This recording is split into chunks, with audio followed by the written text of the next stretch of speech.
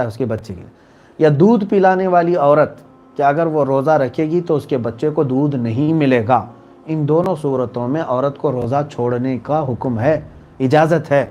وہ چاہے تو روزہ چھوڑ دے، لیکن قضا تو بعد میں کرنی ہوگی، کفارہ نہیں قضا ہے۔ کفارہ بہت سخت ہے، ایک روزہ جان بوجھ کے چھوڑا، کوئی عذر نہیں تھا، تو کفارہ اگر آ گیا تمہارے اوپر تو ایک کے بدلے 60 روزے رکھنے پڑیں گے۔ کفارہ بڑا ہے لیکن قضا ایک ہی ہوگی۔ تو ایسی عورتیں جو حاملہ ہیں، پریگننٹ ہیں، یا پھر دودھ پلانے والی ہیں،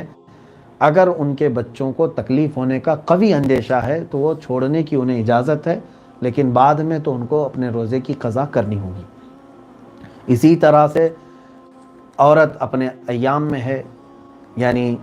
جو ان کی ماہواری ہے، حیض میں ہے یا نفاس میں ہے، تو ان دونوں صورتوں میں بھی ان کو روزہ رکھنا جائز نہیں ہے، لیکن قضا ان کو پاک ہونے کے بعد کرنا پڑے گا۔ ایک سوال یہ ہے، روزے کی حالت میں بال اور ناخن نکالنے سے کیا روزہ مکروہ ہوتا ہے؟ نہیں، بالکل نہیں، بال بھی نکال سکتے ہیں آپ، ناخن بھی نکال سکتے ہیں، کوئی حرج نہیں، بال نکالنے سے، ناخن نکالنے سے روزے پر کوئی فرق نہیں پڑتا۔ سوال یہ ہے، اگر بیماری کی وجہ سے روزہ چھوٹ جائے تو ان روزوں کی قضا رکھنی ہے یا فدیہ دینے سے ادا ہو جائے گا؟ دو چیزیں ہیں، بیماری کس طرح کی ہے؟ ایک ہے بوڑھا شخص جس کو شیخ فانی کہتے ہیں، یعنی اب وہ دنیا سے جانے کے انتظار میں ہے، اخیر زمانے کی جو بیماریاں ہوتی ہیں جن کو مرض الموت کہتے ہیں، یعنی اب صحیح ہونے کا اندیشہ کم ہے، ان لوگوں کے لیے یہ ہے کہ وہ روزہ نہیں رکھے تو ان کو فدیہ دینا ہوگا، یعنی ایک روزے کے بدلے ایک مسکین کو 2 وقت کا کھانا یا 2 مسکینوں کو کھلانا، یہ فدیہ ہے، ایک مسکین کو 2 وقت کا کھانا کھلانا ایک روزے کے بدلے۔ اور اگر ایسی بیماری ہوئی تھی، رمضان میں کچھ بیمار ہوا تھا لیکن بعد میں صحیح ہوا، تو پھر اب وہ فدیہ نہیں دے گا بلکہ اپنے روزے کی قضا ہی کرے گا، اس کے لیے فدیہ نہیں ہے، صرف وہ بیمار جس کو اب موت کا اندیشہ ہو گیا، یا تو پھر ایسا کرے وہ کہ اب اس کو مسکین کو فدیہ دینے کی تک طاقت نہیں ہے تو اپنے بچوں کو وصیت کر کے جائے کہ اگر میں اس بیماری کے بعد مر گیا تو میرے اتنے روزے باقی ہیں، میرے مال میں سے اتنے روزوں کا تم فدیہ ادا کر دو، تو بھی انشاءاللہ العزیز اس کے اوپر سے یہ روزوں کا گناہ ہٹ جائے گا۔ کوئی ہے شوگر کا مریض،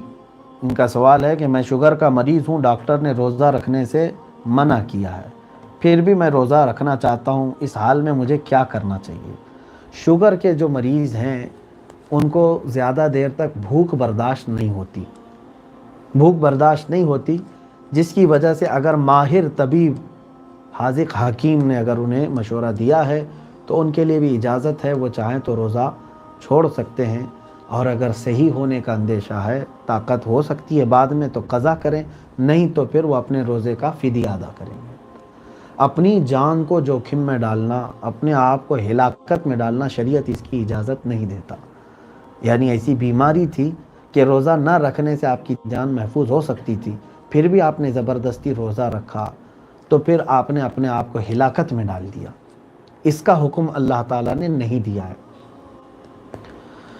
افطار کی دعا کے متعلق،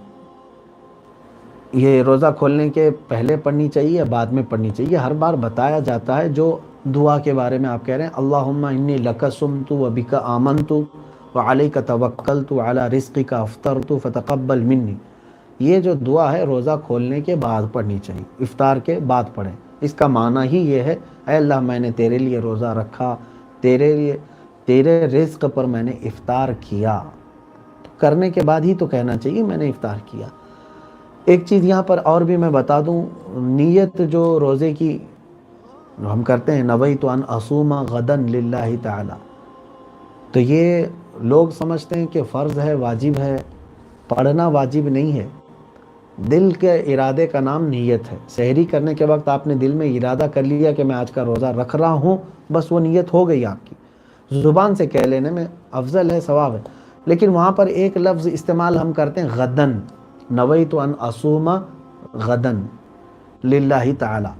تو یہ اگر سحری کے وقت کر رہے ہوں تو غدن کا لفظ کہیں، پھر اگر فجر کی نماز کے بعد پڑھ رہے ہوں آپ تو الیوم کا استعمال کریں، غدن کہتے ہیں کل کو، نویت ان اصوم غدن کا مطلب ہوا میں نے نیت کی کل کے روزہ رکھنے کی،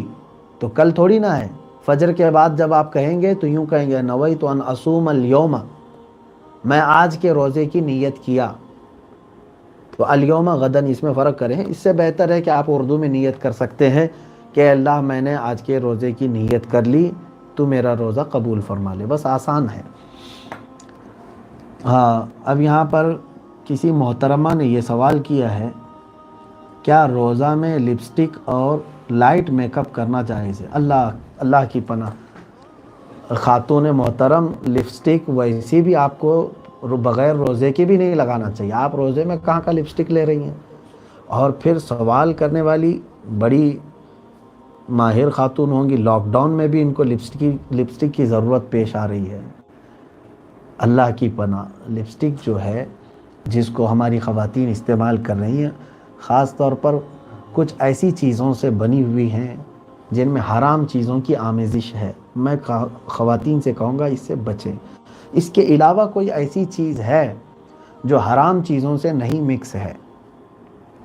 جیسے کچھ ویسلین بنے ہوئے ہیں ہونٹوں کو نرم رکھنے کے لیے، کریم بنے ہوئے ہیں، یہ اگر عورتیں استعمال کرتی ہیں تو جائز ہے، ان کے لیے کوئی حرج نہیں۔ اس میں اگر گلابی رنگت بھی آ گئی ہے تو کوئی حرج نہیں، لیکن لپسٹک کا استعمال جو ہے،